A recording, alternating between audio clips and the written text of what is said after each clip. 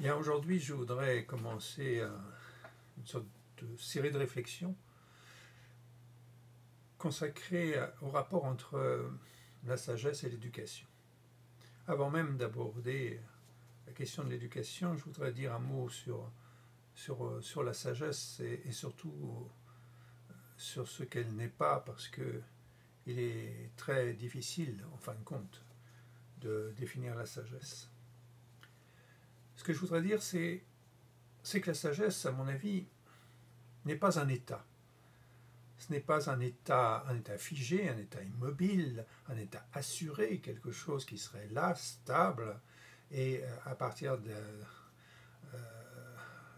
duquel, de cet état, on n'aurait plus de problème, en quelque sorte. On serait comme dans un fauteuil, on serait assis dans la vie de cette façon, et on serait tranquille. Je crois que il faut se garder de cette représentation de la sagesse qu'une certaine conception mal comprise d'ailleurs du bouddhisme peut faire apparaître. Nietzsche lui-même a, je crois, pas bien compris ce qu'était l'essence même du bouddhisme en pensant que le bouddhisme était un état d'apathie, un état de un état où, en fin de compte, on trouve une sorte de néant du désir et où, en fin de compte, les objets du monde, la complexité du monde a disparu, a été gommée, en fin de compte, par cet état de sagesse. Non, c'est pas cela du tout. La sagesse n'est pas un état. C'est le premier point, je crois, qu'il faut souligner. Deuxièmement, la sagesse n'est pas un savoir. On peut lire tous les ouvrages de philosophie que l'on veut, on peut lire tous les ouvrages de mystique, de théologie, tous les livres qui traitent des spiritualités orientales, sans pour autant, en fin de compte, atteindre le moindre degré de sagesse. On aura un savoir, on sera un érudit sur la question, mais pourtant, dans son expérience personnelle, dans son expérience de vie, on s'apercevra bien vite que, en fin de compte, on n'a guère de sagesse. La sagesse, ce n'est pas non plus un attachement. Il ne s'agit pas de s'attacher à un livre, à un recueil de spiritualité, aux grands livres des religions monothéistes, ou aux livres de Krishnamurti, aux livres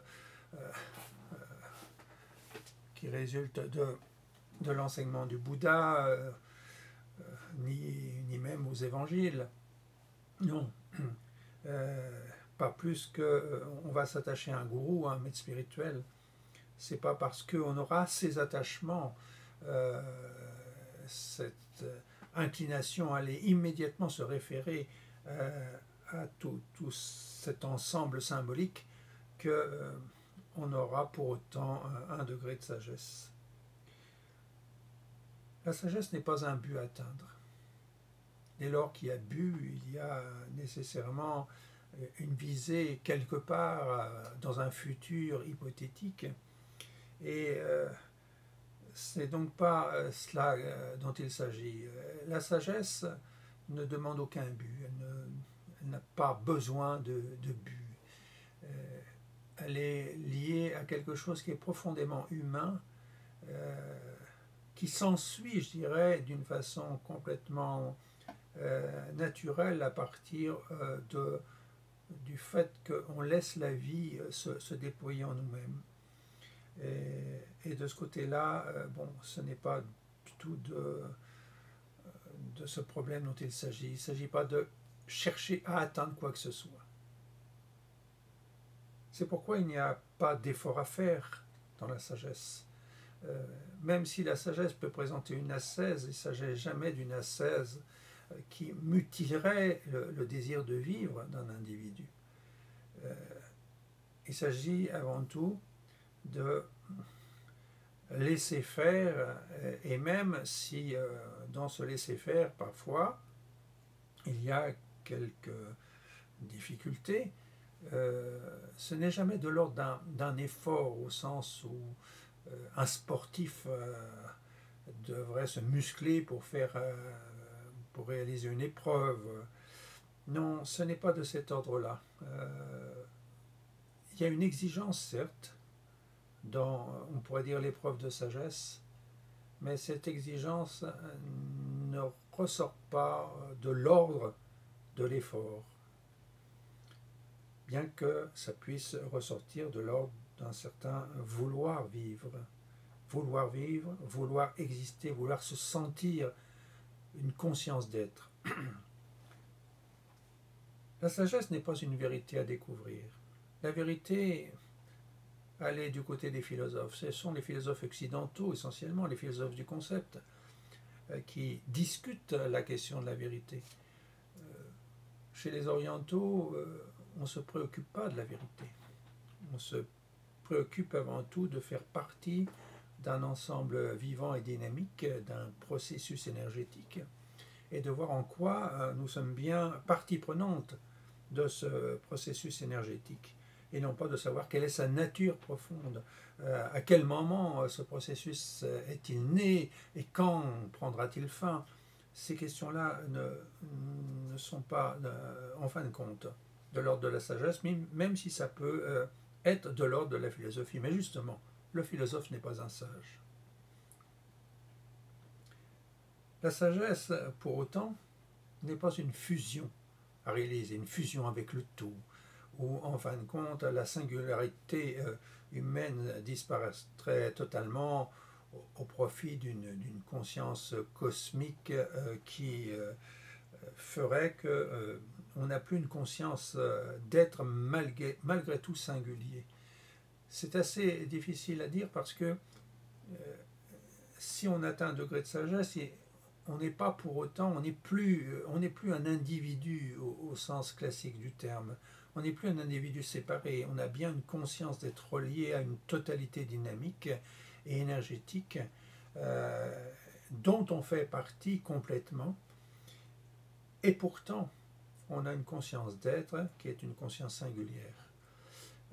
C'est un des paradoxes, je crois, de la perspective de sagesse. Donc, la sagesse n'est pas une fusion à réaliser. La sagesse n'est pas plus une certitude à acquérir.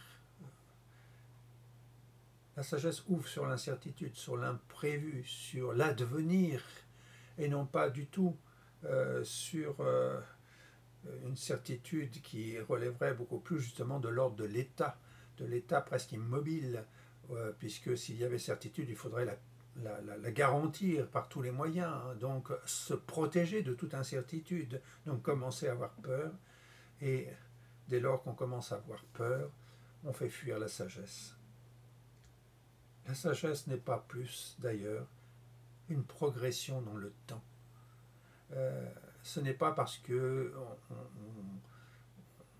on pratique une ascèse, c'est pas parce qu'on lit des livres, c'est pas parce qu'on va voir son gourou, et que tout cela s'échelonne dans le temps, qu'on progresse dans la sagesse. Il y a des gens qui ont passé des dizaines et des dizaines d'années dans un monastère en pratiquant tout ce qu'il faut faire pour être un bon sage si j'ose dire, et qui, en fin de compte, ne vont pas plus loin que ce qu'ils avaient peut-être commencé il y a bien des années.